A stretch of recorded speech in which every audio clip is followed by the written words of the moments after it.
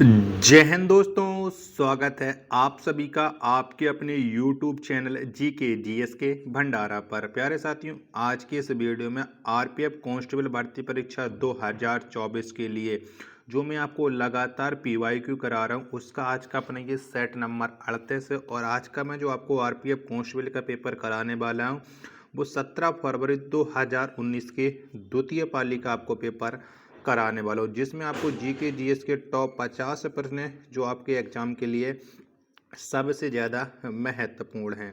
तो प्यारे साथियों, आज के इस वीडियो को आपको शुरू से लेकर के एंड तक फुल वॉच करना है। अगर आपको ये वीडियो पसंद आए तो वीडियो को आप अपने दोस्तों के पास से ज़्यादा शेयर कीजिएगा, जिससे वो भी लोग हमारे साथ जुड़ जाएं और उन्हें भी अपनी तैयारी का मौका मिल पाए। तो फिर चलिए शुरू करते हैं। तो पहला प्रश्न आ जाता है आपके सामने, किसने प्रस्तावना को भारतीय संविधान का पहचान पत्र कहा? तो ये किसने कहा है ये आपको बताना है। तो ये N.A. पालकीवाला के द्वारा प्रस्तावना को भारतीय संविधान का पहचान पत्र कहा गया। यानी एक का ऑप्शन क्या 4 है वो राइट आंसर है हो जाएगा। चलिए अगला प्रश्न संख्या 2 है आपके सामने के भारत में पहला नगर निगम डॉट डॉट में स्थापित किया गया था। तो कहाँ पर स्थापित किया गया था? तो भारत में जो पहला नगर निगम है ये मद्रास में स्थापित किया गया था। कहाँ पर? मद्रास में। दूसरे का पहला ऑप्शन है वो राइट आंसर है हो जाएगा। तीसरा प्रश्न है आपके सामने कि किलिमंजारो पर्वत किस महाद्वीप में स्थित है? तो ये कौन से महाद्वीप में है? तो जो किलिमंजारो ये अफ्रीका महाद्वीप में है और ये आपको मिल जाएगा तंजानिया में। चौथा प्रश्न है आपके सामने कि निम्नलिखित में से वर्षा के किस प्रकार को वाताग्र वर्षा भी कहा जाता है? तो किसे कहा जाता है ये आपको बताना है। 4 का राइट आंसर क्या हो जाएगा? तो ये चक्रवाती वर्षा को कहा जाता है। दूसरा ऑप्शन करेक्ट आंसर है हो जाएगा। पांचवा प्रश्न है कि हड़प्पा सभ्यता में मोम सांचा विधि का प्रचलन था। मोम सांचना क्या है? तो बताइए क्या है ये आपको बताना है। 4 ऑप्शन आपकी स्क्रीन पर सो रहा है। तो ये कांच की मूर्तियां बनाने की मोम की तकनीक थी। यानी दूसरा ऑप्शन 5 का और राइट आंसर हो जाएगा। छठवां प्रश्न है आपके सामने कि भारतीय भूभाग का क्षेत्रफल कितना है? तो कितना है? तो भारतीय भूभाग का जो क्षेत्रफल है वो 3.28 मिलियन वर्ग किलोमीटर है। यानी छठवां का तीसरा ऑप्शन राइट आंसर है हो जाएगा। सातवां प्रश्न है आपके सामने कि अगर अदालत यह पाएगी कि किसी व्यक्ति ने सार्वजनिक पद धारण किया है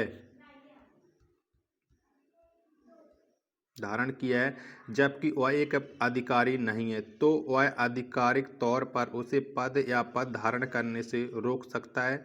यह कानूनी आदेश में लिखा गया। तो ये किस में लिखा गया है? 7 का आंसर आपको बताना। तो ये क्यू वारंटो में लिखा गया है। तीसरा ऑप्शन राइट आंसर है हो जाएगा। आठवां प्रश्न है आपके सामने कि फुटबॉल को लोकप्रिय बनाने के लिए भारत में निम्नलिखित में से कौन सा कार्यक्रम शुरू किया गया? तो ये कौन सा कार्यक्रम शुरू किया गया था? 8 का आंसर आपको बताना है। तो बताओ फटाफट से ये कौन सा कार्यक्रम है? 8 का राइट आंसर क्या हो जाएगा? फटाफट से बताओ। चारों ऑप्शन आपकी स्क्रीन पर शो रहा है। तो जितने भी लोग 8 का पहला ऑप्शन बता रहे हैं उनका राइट आंसर है हो जाएगा। नौवां प्रश्न है आपके सामने कि 1989 तक एक वयस्क भारतीय का अर्थ डॉट डॉट वर्ष से अधिक का नागरिक होना था। तो ये कितने वर्ष का होना था? उन 9 का आंसर आपको बताना है। तो ये 21 वर्ष राइट आंसर हो जाएगा। 9 का तीसरा ऑप्शन। 10वां प्रश्न है आपके सामने कि लक्ष्मीबाई राष्ट्रीय शारीरिक शिक्षा संस्थान पूरी तरह से निम्नलिखित में से किसके द्वारा पूर्णतः वित्त पोषित है? तो ये किसके द्वारा वित्त पोषित किया जाता है? 10 का आंसर आपको बताना है। तो ये पूर्णतः भारत सरकार के द्वारा वित्त पोषित है। तीसरा ऑप्शन है वो राइट आंसर है हो जाएगा। 11वां प्रश्न आ जाता है आपके सामने कि पहला मेंस T20 क्रिकेट विश्व कप 2007 किस टीम ने जीता? तो कौन सी टीम ने जीता था? तो ये अपने प्यारे देश भारत ने जीता था। 11 का तीसरा ऑप्शन बताने वाले सभी लोगों का राइट आंसर है हो जाएगा। 12वां प्रश्न है कि नाभिकीय विखंडन अभिक्रिया को नियंत्रित करने के लिए किसका उपयोग किया जाता है? तो किसका उपयोग करते हैं? तो नाभिकीय विखंडन अभिक्रिया को नियंत्रित करने के लिए ये नियंत्रक छड़ें का उपयोग किया जाता है। 12 का तीसरा ऑप्शन है वो राइट आंसर है हो जाएगा। 13वां प्रश्न आपके सामने कि मानव विकास सूचकांक डॉट डॉट द्वारा विकसित किया गया था। तो बताइए किसके द्वारा विकसित किया गया था मानव विकास सूचकांक।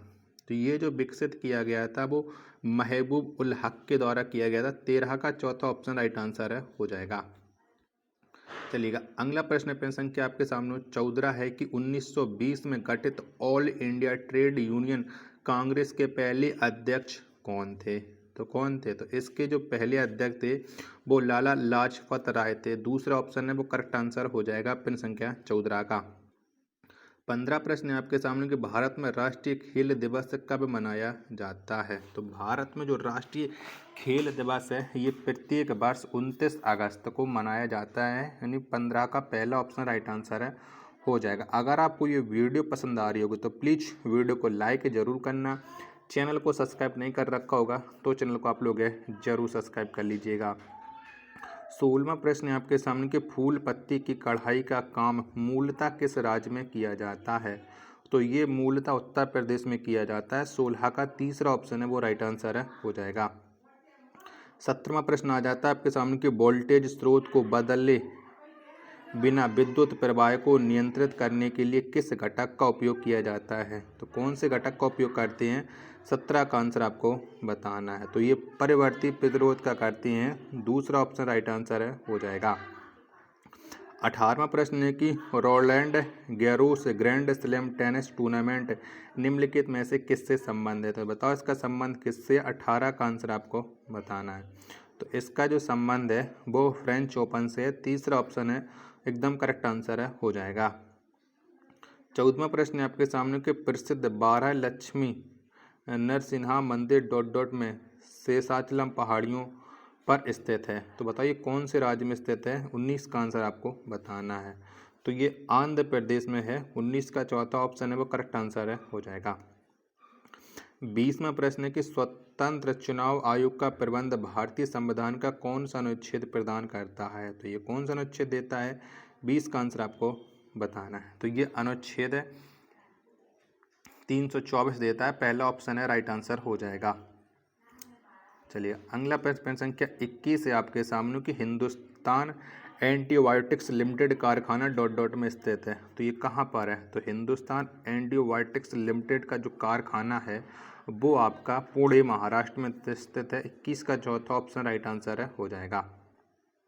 22वां प्रश्न है कि किस देश की पूंजीगत वस्तुओं पर मूल्यह्रास की कमी को सकल घरेलू उत्पाद की गणना कहा जाता है। तो बताओ 22 का राइट आंसर क्या हो जाएगा। तो जितने लोग बता रहे हैं निवल देशीय उत्पाद। चौथा ऑप्शन राइट आंसर है हो जाएगा। 23वां प्रश्न है आपके सामने कि यंग इंडिया पत्रिका की शुरुआत किसने की। तो किसके द्वारा ये शुरू की गई थी। तो यंग इंडिया जो पत्रिका है इसकी जो शुरुआत है वो मोहनदास करमचंद गांधी के द्वारा की गई थी। पहला ऑप्शन एकदम इसका राइट आंसर है हो जाएगा। 24वां प्रश्न है आपके सामने कि क्राउन ग्लास का अपवर्तनांक क्या है। तो बताओ कितना होता है। तो क्राउन ग्लास इसका जो अपवर्तनांक है वो 1.52 होता है, यानी 24 का ऑप्शन संख्या 4 वो करेक्ट आंसर हो जाएगा। 25वां प्रश्न है आपके सामने कि मूल रूप से लोकसभा में अनुसूचित जनजाति के लिए कितनी सीटें आरक्षित थीं। तो कितनी आरक्षित थीं। तो इसके लिए जो आरक्षित सीटों की संख्या अनुसूचित जनजाति के लिए वो है आपकी ऑप्शन संख्या 41 ऑप्शन संख्या 4। 26वां प्रश्न है आपके सामने कि लवण और जल के उत्पादन के लिए अम्ल और क्षार दोनों के साथ अभिक्रिया करने वाले धातु ऑक्साइड को कहा जाता है। तो बताओ इसे क्या कहा जाता है। तो बताओ चार ऑप्शन आपकी स्क्रीन पर शो हो रहा है। तो इसे उभयधर्मी ऑक्साइड कहते हैं, यानी पहला ऑप्शन है वो राइट आंसर है हो जाएगा। नेक्स्ट प्रश्न पे संख्या 27 से आपके सामने किस ग्रह को पृथ्वी का जुड़वां ग्रह माना जाता है। तो कौन से ग्रह को माना जाता है। तो पृथ्वी का जो जुड़वां ग्रह है वो शुक्र ग्रह को माना जाता है।